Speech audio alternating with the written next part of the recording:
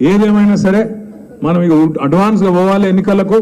కాబట్టి నువ్వు first meeting నాదే పెట్టి చేయలేదు పెట్టి వెంటనే నన్ను డిక్లేర్ చేయు, నేను పనిలో పడతా, పని చేస్తా, మళ్ళీ మనం గెలవాలి, మళ్ళీ చేవెళ్ళకి వెళ్ళే మొదలు కావాలన్నాడు.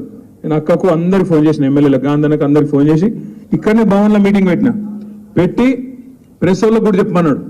అన్న చెప్పన్నా జర ప్రెస్ వాళ్ళకు క్యాండిడేట్ నేనేం చెప్పు, ఏమైనా అనుమానాలు ఉన్నాయేమో జనంలో అన్నాడు. చెప్పినాక ఆ రోజు ప్రోగ్రామ్ కూడా వేసుకున్నాం. ఏమని అన్ని నియోజకవర్గాల్లో కార్యకర్తల సమావేశాలు పెట్టుకోవాలి, ముంగట్టుకోవాలి అని చెప్పి ఒకటే రోజు చేవెళ్ళ పరిగి పెట్టుకున్నాం. నేను ఇంకా ఆయన చెప్పిన మిగతాయి కూడా వస్తానండి, వికారాబాద్ వస్తా, తాండూరు వస్తా, మొత్తం తిరుగుదాం, బ్రహ్మాండంగా జోరుదారు పోయిన కాడిని దేవులాడుకోవాలి, ఎక్కడనైతే మనం ఓడిపోయినా ఆడికెళ్ళి మొదలు కావాలని చెప్పి చేవెళ్ళ, పరిగి, వికారాబాద్, తాండూరు మొత్తం ప్రోగ్రాం వేసుకున్నాం. ఆయన కూడా బయటకు వచ్చి చెప్పిండు, నిలబడుతున్నా నేనే, నన్ను నిలబడమన్నారు, నిలబడుతున్నా, గట్టిగుంటా అని మాట్లాడిండు.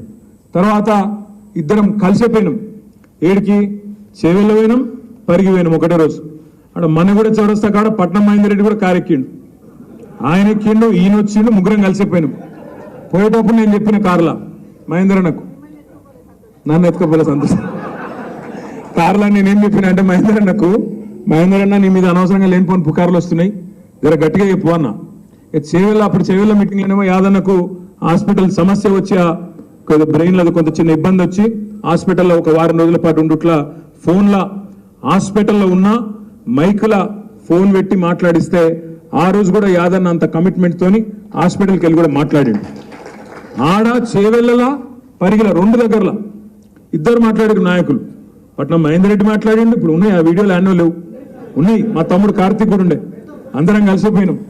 పోయి నాకంటే ఎక్కువ చంపారు కాంగ్రెస్ ఆ రోజు, పొల్లు తిట్టింది ఇద్దరు.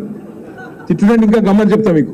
పరిగి పోయినాం, పరిగి పోతే మంచిగా మా మహేష్ అన్న మంచి భోజనం పెట్టిండు, ఆడ మంచిగా తిన్నాం. తిని ఆడ భోజనం అయిపోయాక మీటింగ్ పోయినాక మొత్తం ఒక 4-5 మంది ఉన్నారు. హాల్ నిండా బ్రహ్మాండంగా పరిగిలో ఉత్సాహంగా ఉండే. ఆడ పోయినాక నేను మహేందర్ అన్నతో ఇంతకుముందు కారులో చెప్పిన చూడు ముచ్చట, అది చెప్పు అన్న. చెప్పమంటే మహేందర్ అన్న లేచి, ఇగో నా మీద పుకార్లు వస్తున్నాయి కాంగ్రెస్లో పోతా అని, నా ఒక్కరి మీదే వస్తలేవు, రంజిత్ రెడ్డి మీద కూడా వస్తున్నాయి. ఆయనను కూడా ఇరికిచ్చే ఈయన పక్కకెళ్ళి లొల్లి పెడుతుంది. ఈయన నా మీద ఎందుకు చెప్తున్నాను, నేను నా మీద పుకారుందా, ఈయన లొల్లి. ఇద్దరు నామగడ్డి లొల్లి పెట్టుకొని ఆస్కర్ అవార్డు గెలుస్తారు చూడు, దానికంటే ఎక్కువ యాక్టింగ్ ఇద్దరు. నేను పోతలేనంటే నేను పోతలేను, నేను మంచోని అంటే నేను మంచోని, నేను పిచ్చోళ్ళకి ఇద్దరు నమ్మిన. ఏం చేస్తాం, నమ్మి ఇద్దరు అద్భుతమైన స్పీచ్లు ఇస్తే గెలిచిపోయినాం. ఇంకేముంది, మళ్ళా పార్లమెంట్ గెలిచిపోయినాం అనుకున్నా. నేను చూస్తే 15 రోజుల తర్వాత సీన్ కట్ చేస్తే ఈయన మల్కాజ్గిరి అభ్యర్థి, ఆయన చేవెళ్ళ అభ్యర్థి కాంగ్రెస్.